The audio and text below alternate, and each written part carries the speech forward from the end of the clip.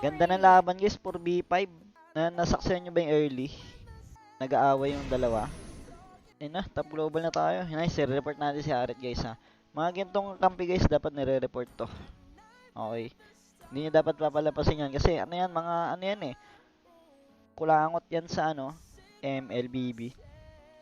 Yan, inappropriate chatting, distracting, dinidistract niya ako eh. Namamatay ako lagi dahil ano eh, nagchat siya. Dinidistract niya ako. Hindi, i-explain natin ha, inappropriate chatting na ipag-trash talkan siya. Distracting, dinidistract niya ako, hindi ako makapag-focus sa Natalia ko. Tapos ito, refusing to contribute, di siya tumutulong, tama. Tapos yung intentional feeding, tumatayo lang siya, hindi siya pumapalag, nagpapapatay siya. AFK, oo, kasi ano eh, nakahinto lang siya doon. Tapos using cheat, tingnan natin. Ayan, kaya siya pala yung nagpapalag sa akin. Ayan oh, causes lag, di ba lag ako nung early? Di ba lag ako early? Siya may dahilan nun, di ba?